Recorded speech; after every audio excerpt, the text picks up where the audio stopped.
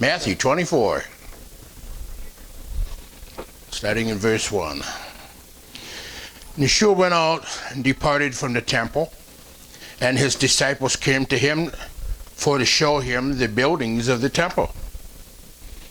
And Yeshua said unto them, See you not all these things? Truly I say unto you, there shall not be left here one stone upon another that shall not be thrown down. And as he sat upon the Mount of Olives, the disciples came unto him privately, saying, Tell us, when shall these things be? And what shall be the sign of thy coming, and the end of the world? And Yeshua answered and said unto them, Take heed that no man deceive you. For many shall come in my name, saying, I am Messiah, and shall deceive many. And you shall hear of wars and rumors of wars. See that you be not troubled. For all these things must come to pass. But the end is not yet. For nation shall rise against nation, and kingdom against kingdom, and there shall be famines and pestilences and earthquakes in different places, and all these are the beginning of sorrow. Then shall they deliver you up to be afflicted, and shall kill you, and you shall be hated of all nations for my name's sake. And then shall many be offended, and shall betray one another, and shall hate one another. And many false prophets shall rise, and shall deceive many. And because iniquity shall abound, the love of many shall wax cold. But he that shall endure unto the end, the same shall be saved. And this gospel of the kingdom shall be preached in all the world for a witness unto all nations, and then the end come. Now, why did Yeshua give his disciples a prophecy about the end time? What can we learn from it? In Matthew 24, Yeshua speaks of future events. Yeshua prophesies quite clearly the fall of the temple in Jerusalem in Matthew 24, verse 2, that actually happened around 70 AD. And with it came the end of the Jewish era. But he also prophesied the end of the world too. And we would be wise to learn from history. Someone said history is going somewhere. It is not meaningless. It is not random. It is not eternal. There will be an end, just as there is a real beginning. And at the end of it, we shall find Yeshua Messiah. History is, in a real sense, Yeshua's story. He made the world. He came to dwell in it. He will return at the end of history to wind it up. In John chapter 1, verse 1. In the beginning was the Word, and the Word was with Elohim, and the Word was Elohim. The same was in the beginning with Elohim. All things were made by him. Without him was not anything made that was made. In him was life, and the life was the light of men. And the light shines in darkness, and the darkness comprehended it not. There was a man sent from Yahweh whose name was John. The same came for witness, to bear witness of the light, that all men through him might believe. He was not that light, but was sent to bear witness of that light. That was the true light, which lighteth every man that comes into the world. He was in the world, and the world was made by him, and the world knew him not. He came unto his own, and his own received him not. But as many as received him, to them gave he power to become the sons of Yahweh, even to them that believes on his name, which were born not of blood, nor of the will of the flesh, nor of the will of man, but of Elohim. And the Word was made flesh, and dwelt among us, and we beheld his glory, the glory as of the only begotten of the Father, full of grace and truth. We can learn from history, and we live in the present. But why did Yeshua bother to tell us about the future? First, to warn us so that we are not led astray by false prophets. There has always been a natural tendency for people to be attracted by prophetic utterances about the future. Now, late in the 19th century, in America, there was an enthusiasm for such prophecies predicted the actual date for Messiah's second coming. One such prophet was the Adventist leader William Miller from 1782 to 1849. And it is in his movement that both the Jehovah's Witnesses and the Seventh-day Adventists find their roots. Miller first predicted the Messiah would return on the 21st of March, 1842, but then revised the date to April 3rd, 1843. You might have thought that the movement would have died, but it didn't. Rather, it continued to grow. Miller decided to recalculate his date for the second coming and soon published a new date, April 18th, 1844. When Messiah did not show up on that date, there was again a frustration by some followers that left the Adventist ranks. Undeterred by these failures, Miller came up with a third date, the 22nd of October, 1844. As doomsday approached, the Millerites began to prepare. One account notes that the fields were left unharvested. Shops were closed. People quit their jobs, paid their debts, and freely gave away their possessions with no thought of repayment. William Miller himself began peddling white ascension robes to the faithful, many of whom waited for the miraculous event in freshly dug graves. Why would somebody that predicted his return turn around and sell robes? People didn't realize that. But as we know, the second coming did not occur on the 22nd of October, 1844. Yeshua is eager to spare his followers the pain of the letdown that false prophets bring, the real sense of loss that accompanies the prophecy. The second reason Yeshua gave this prophecy was to remind his congregation that he wants us to keep his mission in the forefront of our hearts and minds. For Yeshua summed up the end times like this: "And the gospel of the kingdom will be preached in the whole world as the testimony to all nations, and then the end comes." The primary goal of the congregation is to preach the message of the kingdom of Yahweh and not to be sidetracked by idle speculations. We need to keep our eye on the ball. But the third reason I believe Yeshua gave his prophecy was so that we could be ready for the events when they do come. It's a bit like hazard lights on the highway. They warn you of a hazard up ahead before you reach it. Many of Yeshua's hearers were going to live through the cataclysmic event, the destruction of the temple in Jerusalem. It turned out to be a terrible siege that lasted about 4 years. The city was defended with fanaticism. The Romans tried to starve the Jews out, and in the end, the inhabitants resorted to cannibalism. Millions of Jews were killed. Among 100,000 were taken into captivity. The 3rd century historian Eusebius recorded the interesting story. Some Jewish believers living in Jerusalem got out just before the siege and fled to Pella in Transjordan. Why?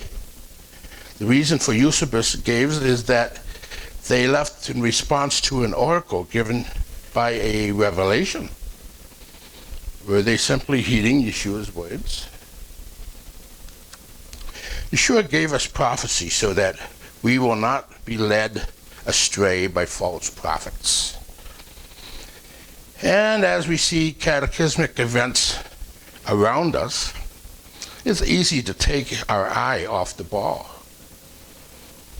We are called to preach the gospel of the kingdom and not to be caught up in fairy tales.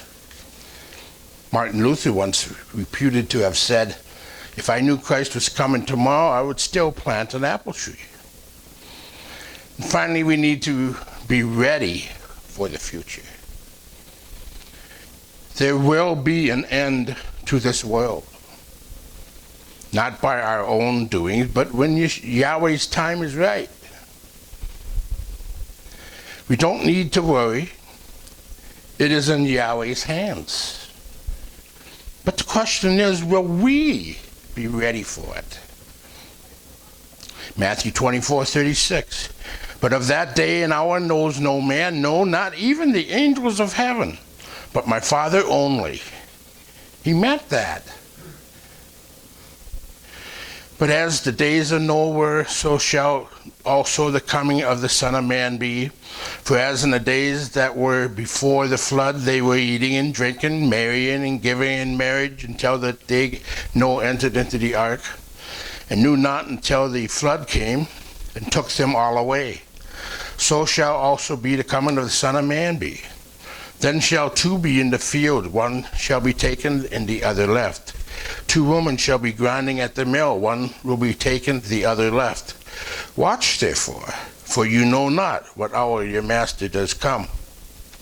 But know this, that if the good man of the house had known in what watch the thief would come, he would have watched, and would not have suffered his house to be broken up.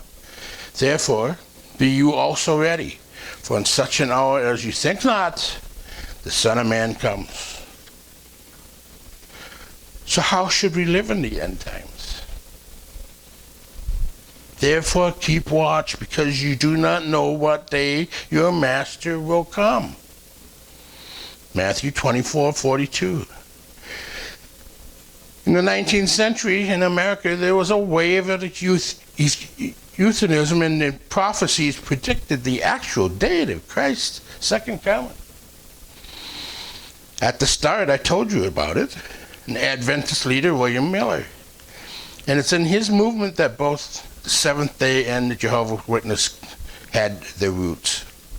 Miller first, like I said, Miller first predicted that he would come on March of 42, then he would come and change it over to a different date, to April 18th. Then when the Messiah did not show up on that date, there were again frustrations. Then they got to 22nd of October.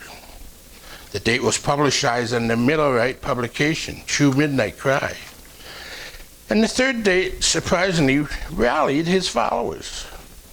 They began to spread the news and the new date of the second coming. An enthusiasm had not been seen before.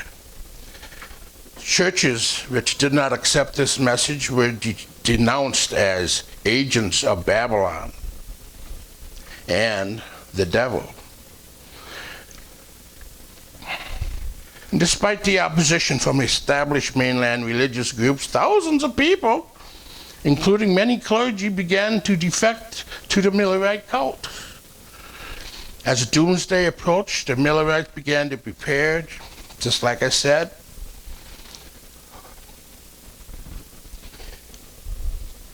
Huge press runs the Advent publications like the Midnight Cry, warning the public that time is short, prepare to meet thy God, and the Lord is coming.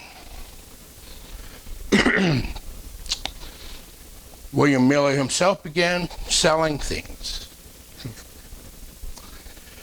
In fact, if they had read the words of Yeshua from the Bible reading that I just read to you and believed them, they would not have taken in by Miller's false prophecy.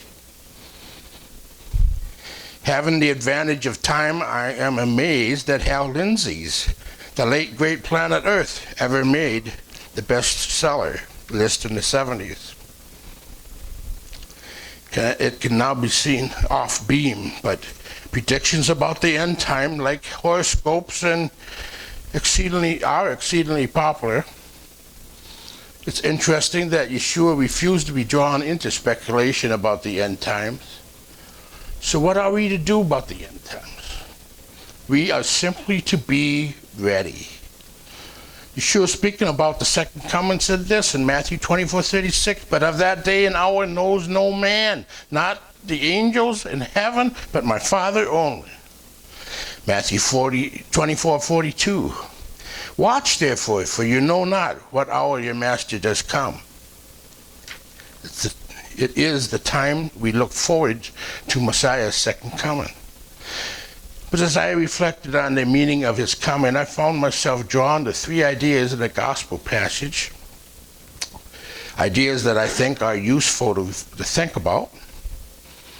Number one is he is really coming again. We remember Yeshua's coming to this earth 2,000 or so years ago and lived a sinless life and was put to death and rose 3 days and 3 nights later. The first of these ideas is that we can look forward to his second coming. And that is something special to look forward to. Yeshua speaking about his second coming in a parallel passage in Mark, chapter 13, verse 26. And then shall they see the Son of Man coming in the clouds with great power and glory. And then Mark 13:27, and then shall he send his angels and shall gather together his elect from the four winds, from the uttermost parts of the earth to the uttermost parts of heaven. Our great hope is that he will come again. He will usher in a new heaven and a new earth where there will be no more tears and no more suffering, and Yeshua himself will be the light in our midst. In Revelation 21, verse 1, and I saw a new heaven and a new earth, for the first heaven and the first earth were passed away, and there was no more sea. And I, John, saw the holy city, New Jerusalem, coming down from Yahweh out of heaven, prepared as a bride adorned for her husband. And I heard a great voice out of heaven saying, behold, the tabernacle of Yahweh is with men, and he will dwell with them, and they shall be his people, and he, Yahweh himself, shall be with them, and be their Elohim. And Yahweh shall wipe away all tears from their eyes, and there shall be no more pain, or no more death, neither sorrow, nor crying, neither shall there be any more pain, for the former things are passed away. And he that sat upon the throne said, behold, I make all things new. And he said unto me, write, for these words are true and faithful. And he said unto me, it is done. I am Alpha and Omega, beginning and the end. I will give unto him that is athirst of the fountain of the water of life freely. He that overcomes shall inherit all things, and I will be his Elohim, and he shall be my son. Revelation 22, verse 1. And he showed me a pure river of water of life, clear as crystal, proceeding out of the throne of Yahweh and of the Lamb, in the midst of the street of it. On either side of the river there were trees of life, which bare 12 manner of fruits, and yielded her fruit every month. And the leaves of the trees were for the healing of the nations. And there shall be no more curse, but for the throne of Yahweh and the Lamb shall be in it, and his servants shall serve him. They shall see his face, and his name shall be in their foreheads. There shall be no night there, and they need no candle, neither light of the sun, for Yahweh Elohim gives them light. They shall reign forever and ever. Perhaps we should live our lives all the year round preparing for this event. Yahweh has work for us to do on the earth. The second idea struck from this passage is that Yahweh still has work for us to do on this earth.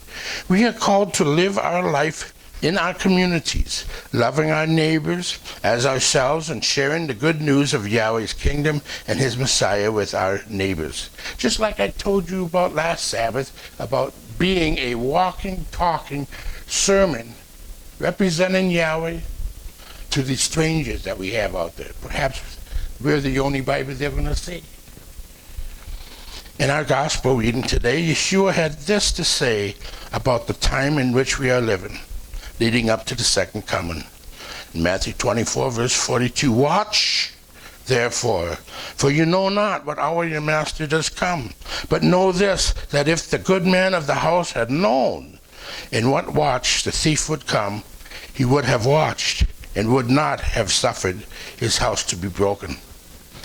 Therefore, be you also ready, for in such an hour as you think not, the Son of Man comes. The thief is the devil, and he will come and try to steal. He will come to steal your time. He will come to steal your loyalty. He will come and steal your faith. He will steal your peace. He will steal your happiness. He will steal your health. He will steal your freedom in Messiah. He will steal your marriage. You name it, the devil is out to get it. The only way to foil the devil is to be on guard and study the Bible, Yahweh's Torah. We are a deeply spiritual, inquisitive nation. How else can you account for the avid addiction to horoscopes and the national press and on TV? I find that a lot of people would pore over the Bible, fascinated by the prophecies of Revelation, but few of them would go further and commit their lives to Messiah. Yeshua wants us to focus on living the believer's life today, not dreaming of the future. He wants us to be secure in the knowledge that he will come again. But he does not want us to be stargazing. At Yeshua's ascension in Acts chapter 1, the disciples were left staring into the sky. Two angels were sent to remind them that Yahweh still has a mission for them. In Acts 1 verse 10, and while they looked steadfast towards heaven as he went up, behold, two men stood by them in white apparel, which also said, ye men of Galilee, why are you gazing into the heaven? This same Yeshua which is taken up from you into heaven shall so come in like manner as you have seen him go into heaven. Yahweh has a mission for us to preach the gospel, good news of the kingdom, to those around us in the way that we live and what we say. Just like I told you last Sabbath about walking, talking, sermon. Be that way. Let's not be found wanting when he returns. Watch. Be alert. The final thought that I would like you to leave you with is from our reading is that Yeshua wants us to be alert.